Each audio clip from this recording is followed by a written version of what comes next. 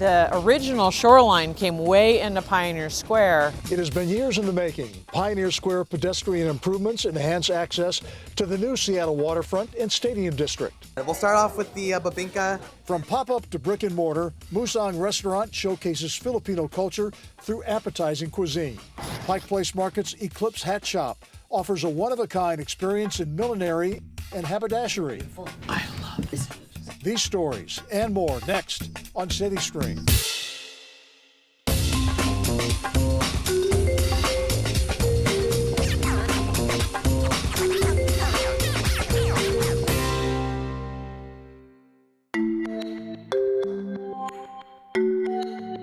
The final touches on Seattle's new waterfront project are nearing completion. Pioneer Square has seen some major improvements, some in preparation for the 2026 FIFA World Cup. Welcome to CityStream from Occidental Park. I'm Dennis Bounds. Here in Pioneer Square, long overdue pedestrian-friendly streets and walkways reconnect the neighborhood to the waterfront and beyond. Jessica Murphy from Waterfront Seattle gives us a tour. Pioneer Square is one of the city's oldest neighborhoods. It's a historic district. The history of Seattle is in many ways rooted here in this neighborhood, in the heart of downtown.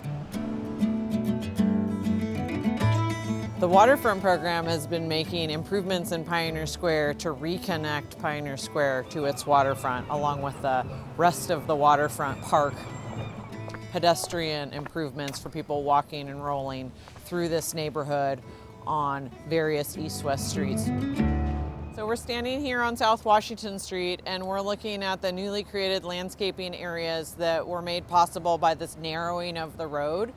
We created room for plants and places for people to walk. We've also got these timber salvage pilings. This is reminiscent of our 19th century historic waterfront, all the piers, all the timber structures, railroad trestles that were built in our waterfront, and they're charred with a Shoshugiban charring to represent the Great Seattle Fire. So we're trying to both educate, remind people of the indigenous history, and in particular those relationships with plants and the water. Here we are walking on Habitat Beach, which was built by the Waterfront program and opened in 2023. That lets people interact with the water and get a little taste of the waterfront, but it also serves a really important marine function for habitat along our shoreline. The original shoreline came way into Pioneer Square, and this was an intertidal area. So both here on Washington Street and a block down on Main Street, we have this alley paving intended to represent that historic shoreline and how far it came inland. So here we're on the border between Occidental Park and South Main Street, and the at-grade crossing we created between the park and the mall. So as people walk across Main Street here, there isn't a curb. The street's at the same level as the park. Lane is very narrowed, making this a really comfortable crossing. It feels good to gather here. Seattle is hosting the World Cup in 2026, and I think everybody down here is excited. The Railroadway plazas are these grand public plazas that really connect both Pioneer Square and the waterfront to our stadium districts, and I think are going to be great places for people to enjoy and have team spirit. We're really thankful to be able to deliver these improvements in this project. For the city, we're into creating public spaces for anyone to enjoy. Our charge is to create these great places and the ability for all these things to thrive, and I think we've done that. As a run-up to next year's FIFA World Cup, this summer Seattle will host the FIFA Club Team World Cup. The Sounders will play 3 games at Lumen Field, and the stadium will host 6 matches in total. To learn more about the Pioneer Square improvements and the Seattle Waterfront Project, check their website, waterfrontseattle.org. Have you ever had Filipino cuisine? Beacon Hill's Musang restaurant serves up a memorable taste of the Philippines. We'll take you there as CityStream continues. And then we'll throw that pancit noodles on there as well. That'll be your first course. We are the everyday storytellers of this great city. We are Seattle Channel, a gateway to everything Seattle. The intersection between government, culture, news, and the ever-unfolding story of the city we call home. So follow your curiosity and come explore Seattle with us. Seattle Channel.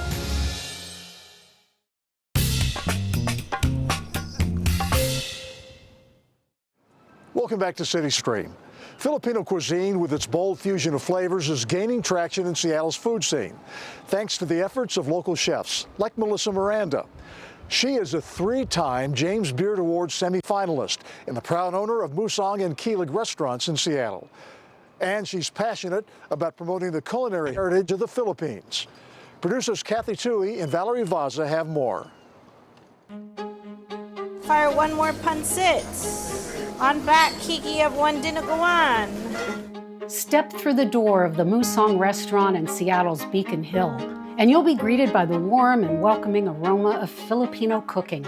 Stay for dinner, Ube has a really nice, delicate, like almost nutty flavor. and you'll discover the sweet, sour, and salty flavors this restaurant is known for. There's a lot of Filipino roots in Beacon Hill, a lot of Filipino families that still live in Beacon Hill. My dad immigrated here, so for me, there was no other place that we wanted to exist. One kare, one fish, two. My dad was an amazing cook and was always like, you need to know the importance of Filipino food because you're Filipino. I had a really good childhood eating a lot of great Filipino food with a lot of influence from him and my mom as well. And it's gonna be your beef short rib kare-kare. Has a savory peanut butter sauce with shrimp base, also some vegetables as well. During college, I ended up working in the restaurant industry as like a server, a hostess, bartender. I just fell in love with the industry in itself, the camaraderie. So I ended up going to culinary school in Florence, which was an incredible, life-changing experience. Next, Melissa had the opportunity to work in New York, where she gained additional knowledge and experience. My family's here, and so I just wanted to come home, and I think it was 8 years that I was gone. After several years of doing pop-ups around town, Melissa was ready to take the plunge. And in 2020, Musang opened, right before the pandemic hit. We've always said that we weren't just a restaurant space, but we're a community-driven space. So Musang became a community kitchen, serving hundreds of meals a day to local residents before gradually reopening 15 months later. 8 birthdays in house tonight, which is about 30% of our tables. It's a home, it's warm, the kitchen's there, so you see us. It's just like a special place. The dinner rush is just starting to kick into gear. When we first opened, it was super important to have the menus in Tagalog first, and it's because we want people to learn our language. I did a sing at Gang Chips, the Lupang Shanghai. Yep. I'm really lucky that my team here in the front and my team in Kilig are so invested in learning about Filipino food that in their excitement of learning new knowledge, they get to share that with the guests. We'll start off with the babinka and then the kabibi alavar, the scallops, and then we'll throw that pancit noodles on there as well. That'll be your first course. Everything else will be the second course for you. 2 things on the menu right now that are definitely influenced by my dad and my lola. There's a dish called the adobong pusit pancit, which is a squid ink adobo dish. And another dish is our short rib kare-kare. Kare-kare is traditionally made with oxtail. It takes a long time. There's a lot of love. And that one is just like very nostalgic of my lola and my family. While Filipino food is gaining the recognition it so richly deserves, it wasn't always that way.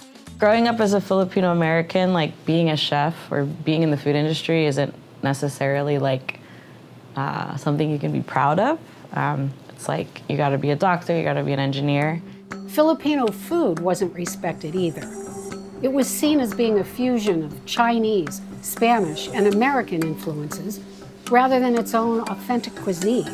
And so I think for me, another part of the experience of Musang is how do we give value to our food? How do we help give that kind of pride and value for our parents to understand and see their food on this platform? We have all worked for other chefs, you know, Italian chefs, French chefs, Japanese chefs. Why hasn't there been a place for like us to come and hone our craft and share our food and share our stories? You know, the restaurant industry is tough, really tough, and it's hard to find places that will like take care of you and mentor you. And I think that for me it was important to create more opportunities for people who look like me. Her goal of expanding and being more visible in the community led Melissa to open a second restaurant, Kilig, in the Chinatown International District. It was important to Melissa to be in the CID, a neighborhood where Filipino Americans' contributions were historically overshadowed. Growing up, I came with my dad a lot. We'd had like Sunday brunches with my whole family down the street at Hong Kong. And so when this opportunity came up, it was like, we have to be representing Filipinos in the ID.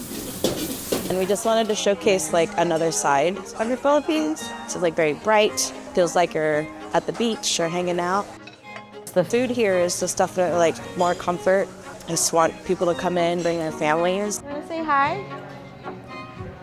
The thing we really hope for is that people walk away with a memorable experience, and that's like what Filipino hospitality is about. We're gonna go to table 7. Zach, fire one more pancit. Yes, thank you. It's going good. Welcome in. Thank you. All right, so I'm Phil. I'll be your server.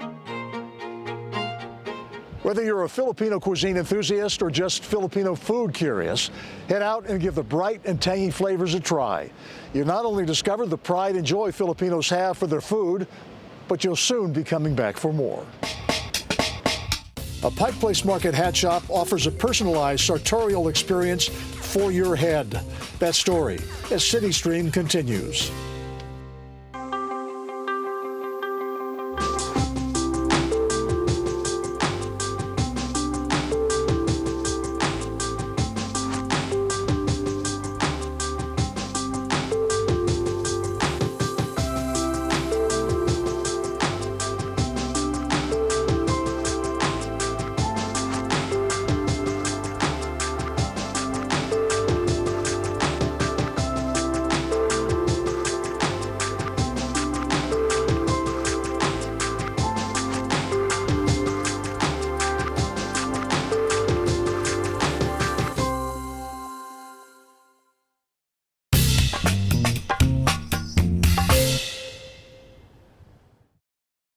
Just up the street at Pike Place Market, you'll find Eclipse Hat Shop. With so many long-standing local businesses closing, it's nice to know one Seattle business has returned. Eclipse Hat Shop was open for a half century when it closed in 1999, but it reopened its doors in 2021, providing customers the same high-quality hats it sold before.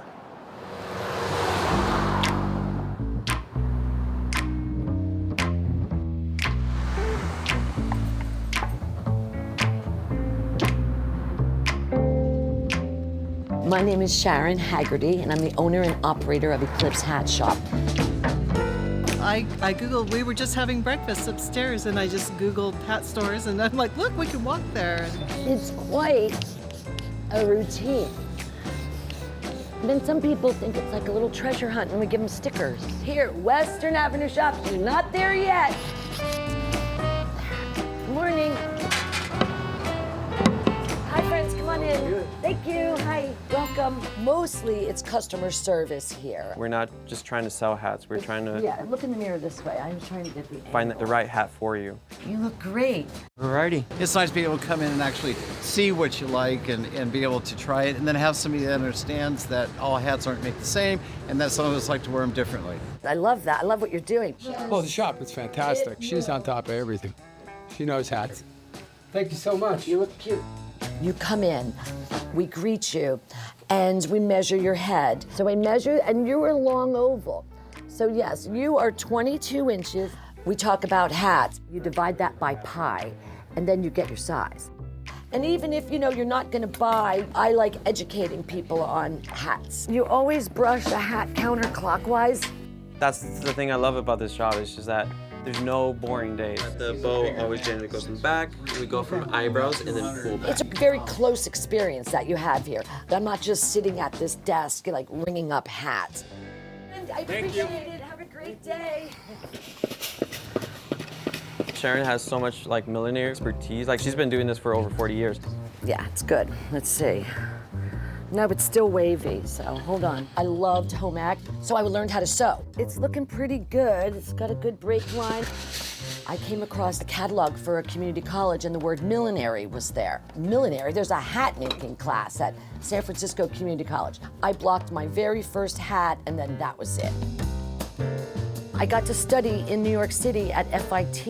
In my hat blocking class, I met this girl, Sherry Vigdor, and she invited me to join her at Fiorucci in Manhattan on 59th Street.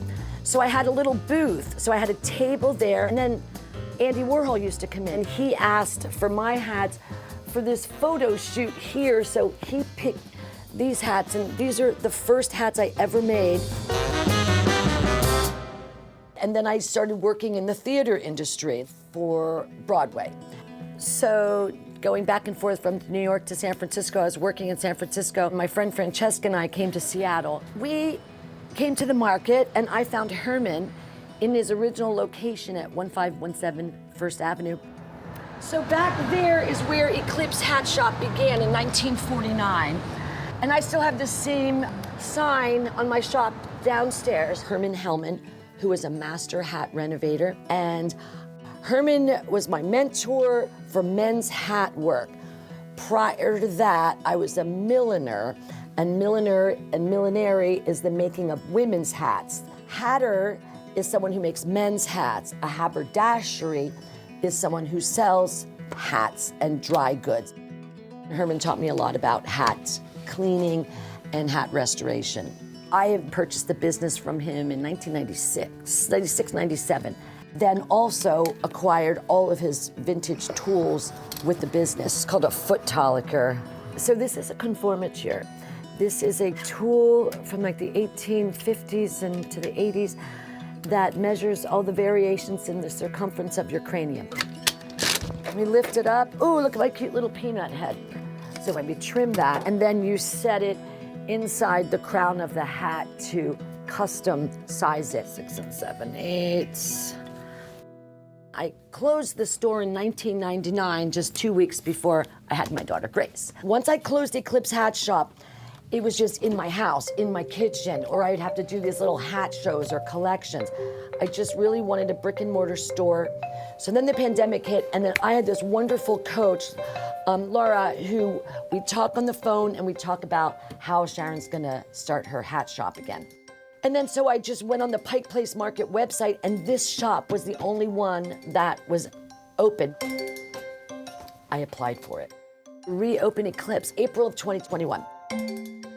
The market is a community that really holds on to small businesses. So I started, very small. I only had 40 hats, and then just built the business up. Yeah, so then you can also do kind of Sinatra style with it down.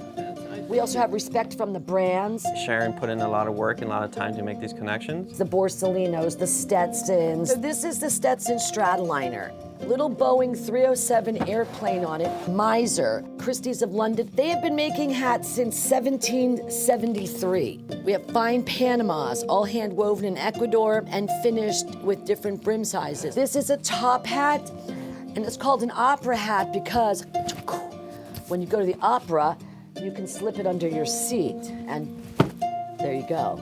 I carry L'Oreal berets. 1840 is when they first started making berets. They invented it for the French military.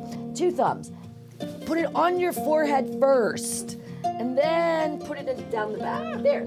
Flat caps, hub caps, 8-panel caps. Then there's City Sports. I pick the fabrics, and then they build them for me in Belgium. Look at, I love this. I really love hats, and I just think it's a passion. Mostly that now I can support myself. It scallops really nicely, so if you wanted to wear it like all the way back. I have my wonderful assistant, Diego, working part-time. Hats are just a beautiful way to express. 2 hands, smooth it like that. Whoever comes in, that's our goal, just to help them out. That's your color. Oh, isn't it beautiful? I love this. They make me happy. I just literally love them all the time. That's exactly what I wanted. Sold! All right, thank you. Any time of year, and especially as we move into the sunnier months, one of the best ways to protect your head and neck is always a wide-brimmed hat. To learn more about Eclipse Hat Shop, just visit their website, eclipsehatshop.com.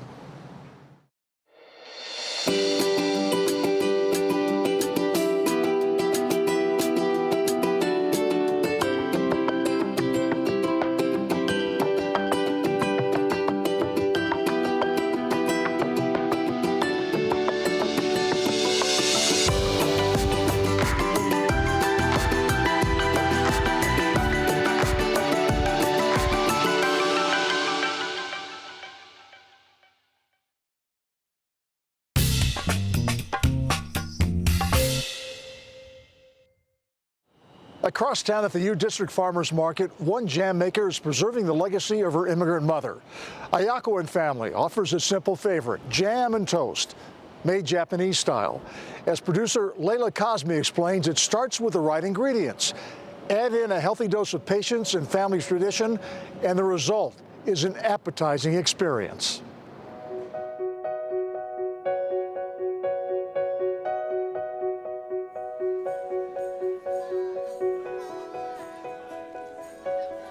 Do you want some jam?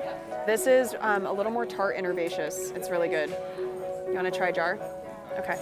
My name is Alessandra, and I am the owner and operator of Ayako and Family, which is a family jam business. We were founded by my mother, Ayako, in 2010. She was an immigrant who moved here at 30 years old to start a family and didn't have community here and cultivated something so beautiful.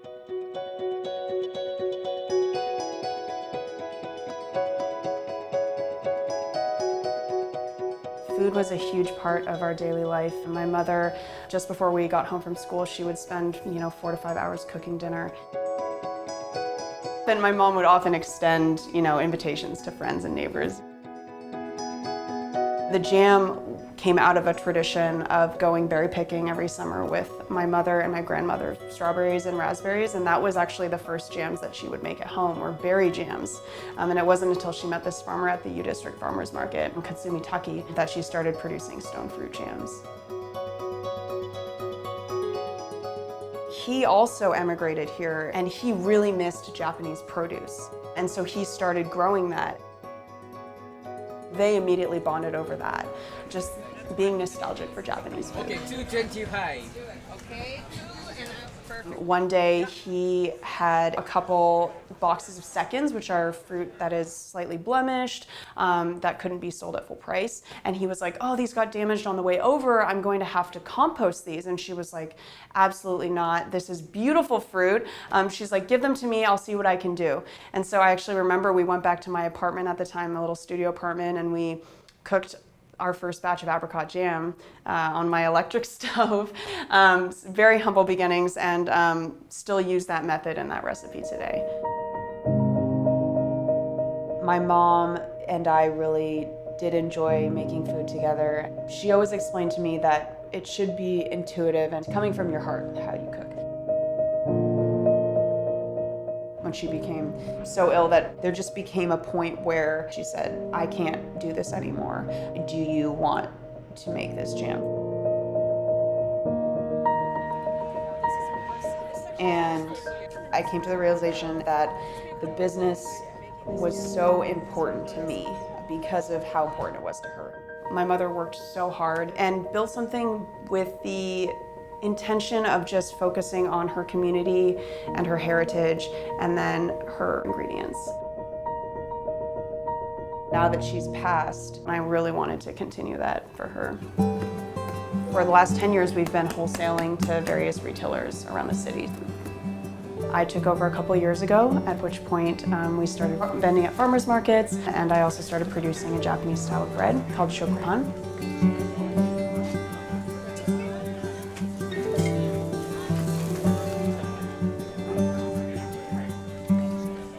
I make the jams at a commercial kitchen space. It's called Kitchen Sisters on Lower Queen Anne, and it's a shared space.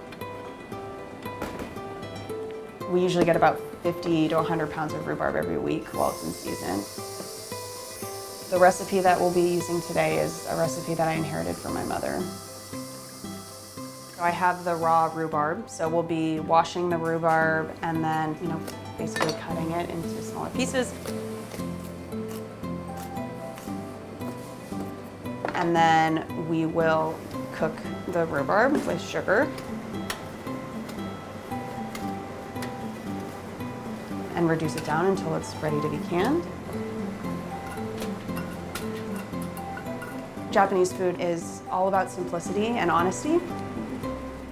What I really love about what my mom did was that she took something incredibly humble and simple and just honed it and honed it and honed it. That is very uniquely Japanese, is like taking something and perfecting it and just focusing on, the one thing. It's in our ethos and our mission to source thoughtfully and sustainably, working with primarily one Japanese farmer, using Asian varieties. Pink rhubarb. My favorite part are the farmers markets because that's when I get to share this food with people. You always like mine more than Even my mom used to say, my favorite part is watching someone take that first bite of jam. That's amazing. It's a simple act, it's a really simple food, but I love being a part of that kind of daily food ritual. We can cook all day long and sell all the jam in the world, but it's really nothing unless we can sort of share in that experience. And that's why I love the market. It's, it's a wonderful community of like-minded individuals who are producing food around the same values. Some jam? Yay, apricot. Thank you so much. Yummy. Thank you, Justin. See ya. I think about my mother all the time. When I'm making jam or when I'm at the market, she's pretty much always in the forefront of my mind. She was a very familiar face at the market. She loved it. That was her dream. She wanted a place where people could come and visit her and eat her food.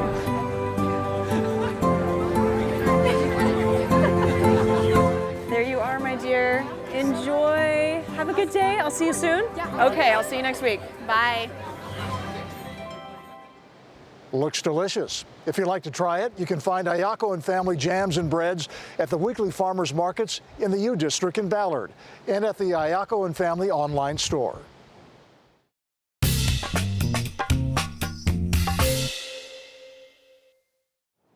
And that wraps up this edition of CityStream from Pioneer Square. If you'd like to see more outstanding Seattle Channel programs, go to our website, seattle.gov, and search for feature shows. I'm Dennis Bounds. Thanks for watching.